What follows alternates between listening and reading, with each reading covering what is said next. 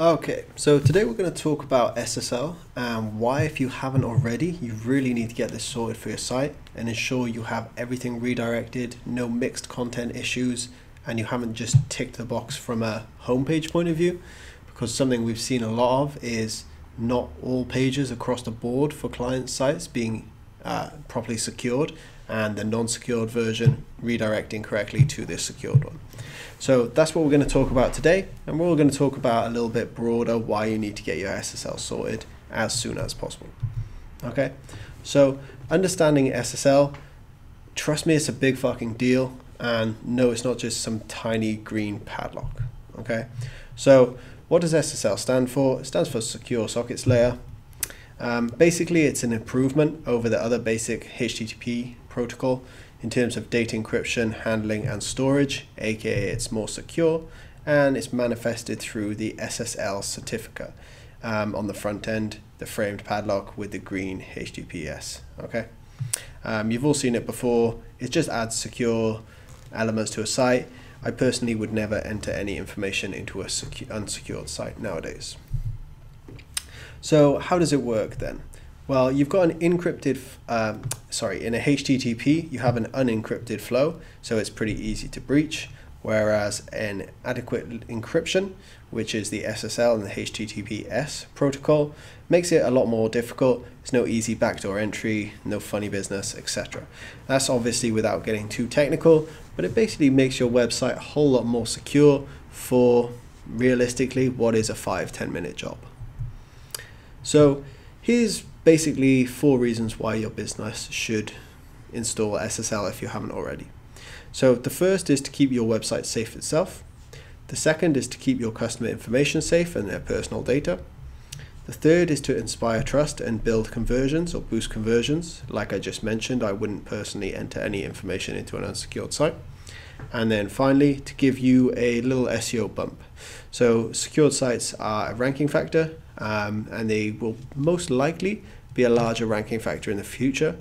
And you obviously have the discussion about indirect ranking signals in as much as bounce rate, user engagement when a site is unsecured versus when it's secured.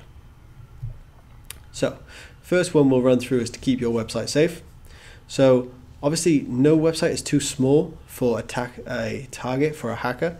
So 43% of all cyber attacks target small businesses, mainly because they don't have adequate cybersecurity. And 64% of all business websites have experienced cyber attacks and data thefts in various forms in the last 5 years. Some scary high numbers there. So business websites are often sitting ducks for hackers. Just imagine what's at stake. Obviously you have audits, financials, trade secrets, important documents, communications, hopefully not payment information, honestly. And then obviously the question is, why would you just keep everything unsecured? Okay, so obviously cutting edge security is the best way to do this, but SSL is your first logical step.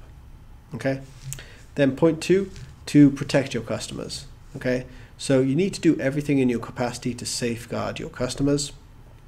Once your website gets bad press for leaked customer details, it's not just an oh shit moment, it's a full-blown disaster from a PR point of view. As you probably know in the news, it seems to be one company every 6 months, one large billion-dollar company every 6 months losing protected, personalized customer data. And especially with new laws in the EU with GDPR and everything coming in, that's pretty much a killer. And you can actually get some hefty fines if you don't protect this to a relatively, secure degree. They're not asking for custom, security solutions. They're just asking that you don't obviously leave your site wide open. Okay, so again, here's some examples. It's just so common, it's actually quite scary. So to promote trust and boost conversions. So before I give you stats, answer this question. Would you buy stuff or provide contact details to a website that isn't HTTPS?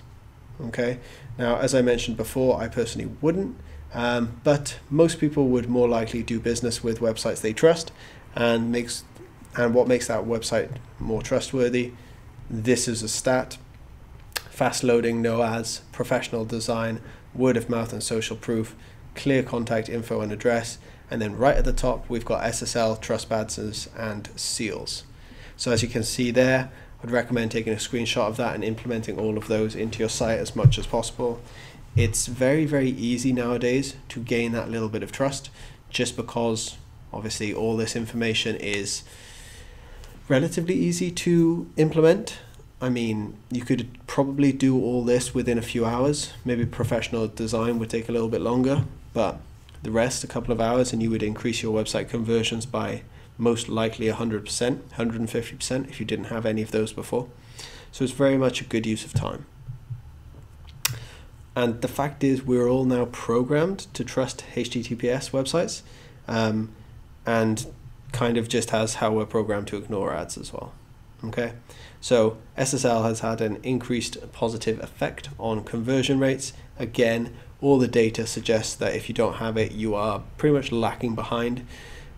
It just makes your business look dated and frankly just like you kind of don't care if I view a site that doesn't have the SSL set up. And again, here you can see abandoned carts go down, abandoned lead funnels, failed conversions, acquisition costs go down as well. Okay, which obviously results to a healthier top line, more sales, more leads, no conversion hurdles, and higher trust value, which is probably the main one, the trust conversation.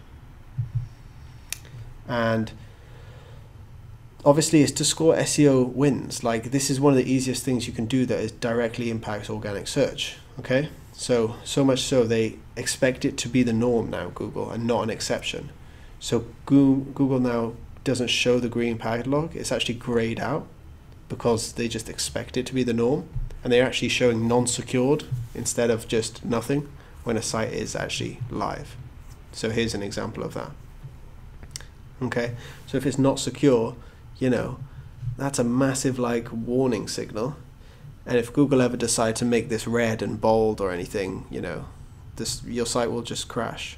It's gonna have massive bounce rates, massive issues with user experience, and you know, as a result, it's going to decrease in organic search, and it's just not going to look good for your business. So getting this solved ASAP is key. Okay, and then obviously, as far as organic rankings go, HTTPS is a minor ranking factor, but it's an easy win, so don't miss out on it. Okay, that's it. Just a quick video today.